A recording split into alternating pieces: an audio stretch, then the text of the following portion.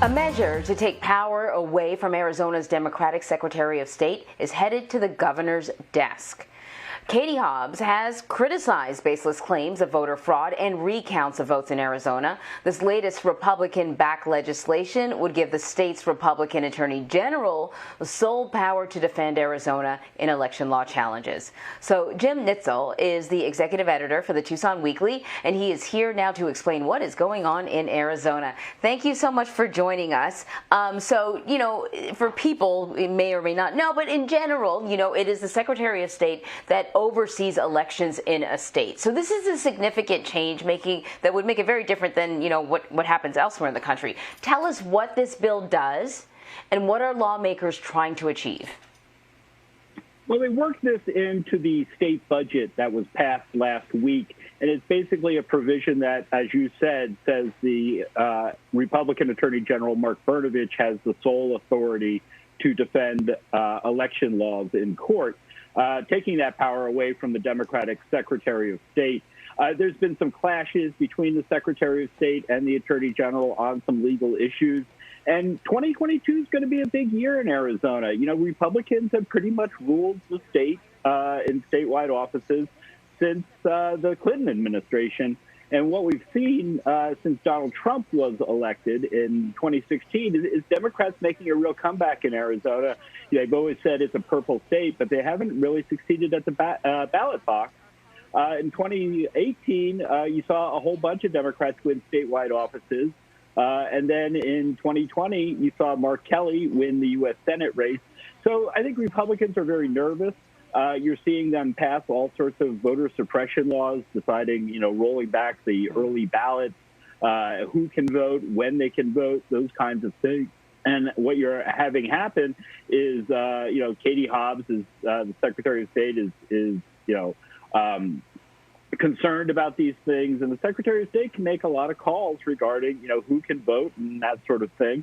And I think she's looking to run for governor now. Mark Brnovich wants to run against Mark Kelly. Can Democrats hang on to a purple state? We'll see, but I think Republicans are doing all they can to throw roadblocks in their way.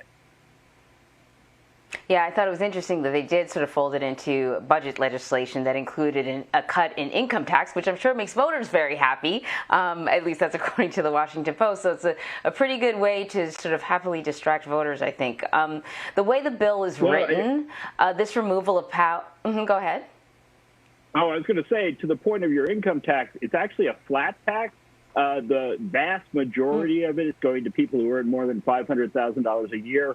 So, I don't know how happy it will make people because they're sort of papering over this and saying it's for the little guy, but it really isn't. It's for the top earners in the state.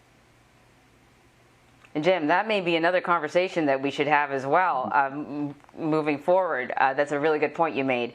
So listen, the way this bill is written, this removal of power would take effect through the end of Secretary of State Katie Hobbs' term. How are lawmakers explaining this, and what's the reason? Well, the thing is, I think they're hoping people aren't really going to notice what's going on. They rammed through this budget in a matter of days with very little public input. They limited the debate that Democrats could have to object to anything in this budget. So they're moving as quickly as they can to pass this and hoping that it's obscure enough that voters won't really notice. Being able to control who can vote again is pretty vital in terms of winning these elections, because if Democrats do win in the state, it's always a very narrow margin. So was this essentially or totally supported along party lines? Where do lawmakers who voted for the bill and the Attorney General fall on the political spectrum? Well, this right now, Arizona, again, because we're becoming more of a purple state, is split very narrowly. There are 16 Republicans and 14 Democrats in the Senate. There are 31 Republicans and 29 Democrats in the House. So you need every single Republican vote in order to pass anything out of that legislature if the Democrats are holding together. So this is every single Republican brought along on this, and I think there's a lot of concern on their part as to whether or not they are going to continue to hold on to power in the state.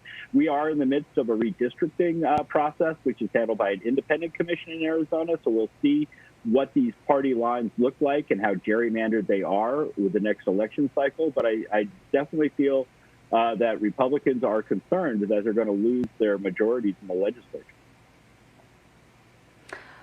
So, speaking of that, how are Democrats reacting?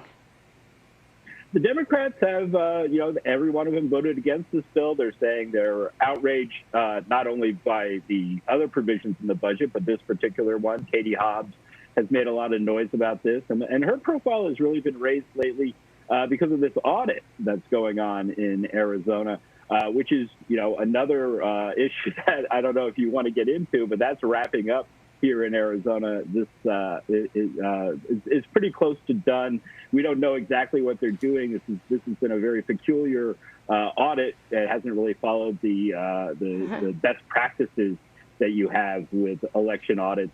And in fact, the CEO of the Cyber Ninjas group, which is handling this audit, appeared in a conspiracy film about how the election was stolen that debuted in Arizona this week. So I think there's a lot of questions about the legitimacy of this audit, but we've yet to see what the findings are going to be. But I think it's all part of an effort to sort of discredit the election process.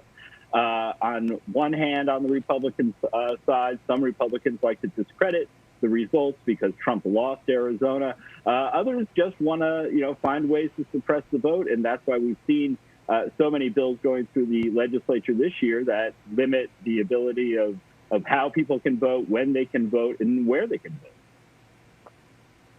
So I have a question about the audit, but before that, just quickly, is the governor expected to sign this into law? Oh, absolutely. He's so excited about his income tax cut that he's giving up all sorts of powers, including his ability to declare emergencies, which he used during the COVID outbreak here in Arizona in order to get this income tax cut through. Wow. Okay, so Cyber Ninja and their work. While this was happening, a lot of people had sort of concerns about who Cyber Ninja was, the fact that they had access to these voting machines, and now we're finding out that these voting machines are all going to have to be replaced. Is it because of concerns about, Cyber Ninja and others having access to the machines? Well, that's exactly it. They've been poking around in the software of these machines, and nobody's really sure exactly what they're doing because, again, press access outside of the OAN network has been really limited in this audit process, and the press has been made to sit up in the 19th row of the Coliseum, the old basketball Coliseum, and watch pretty much as you see on the screen there from pretty far up. So no one's really sure what the Cyber Ninja guys have been doing once they started poking around inside these machines, but they have definitely spoiled them, and the Secretary of State says we can't use these machines anymore because we have no idea what you guys have done to them. Oh, I'm sure that's going to cost quite a bit to replace. I hope that money's in the budget too. Jim Nintzel, thank you so much. Always a pleasure. Thank you, Anne Marie.